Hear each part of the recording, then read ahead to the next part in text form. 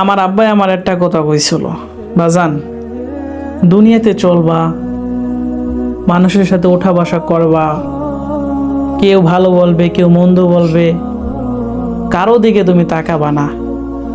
তোমার যে উদ্দেশ্য, তোমার উদ্দেশ্যের দিকে তুমি নিজের গতিতে চলতে থাকবা। তোমার কাম দেখে কেউ তোমারে ভালো কবে, কেউ তোমারে খারাপ কবে, কেউ তোমার সমালোচনা করবে, কেউ তোমার প্রশংসা করবে,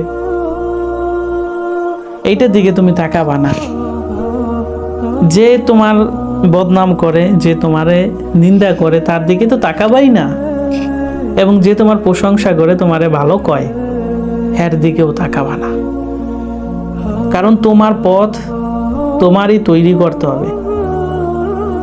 মানুষ তুমি ভালো করলে ভালো কবে, যদি খারাপ করো তোমার মন্দ কবে কবে। কিন্তু তোমারে ভালো করছো বিদে তোমারে ভালো কবে, আর মন্দ করছো এই জন্য তোমার মন্দ কবে।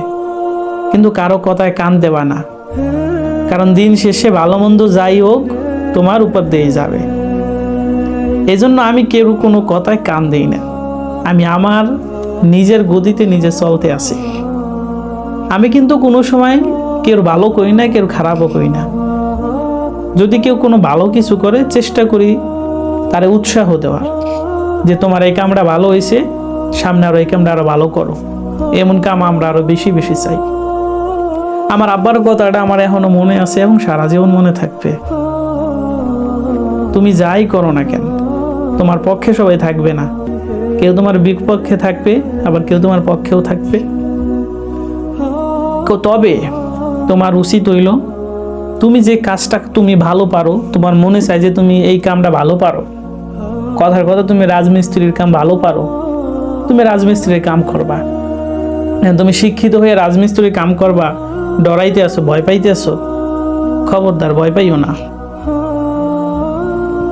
তুমি শিক্ষিত মানুষ, তুমি ফল বিক্রি করবা, ফুটপাতে বইয়া কিছু বিক্রি করবা, তুমি বেচবা, তোমার ভয় করে, শরম করে, লজ্জা করে, খবরদার এইসব দিকে তুমি তাকাবা না।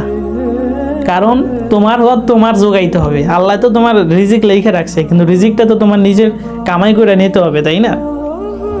তাহলে তোমায় শিক্ষিত মানুষ হও, অশিক্ষিত হও, মূর্খ হও, কোনো সমস্যা না। বাকি দিন শেষে তোমার ভাত তোমার জোগাইতে হবে।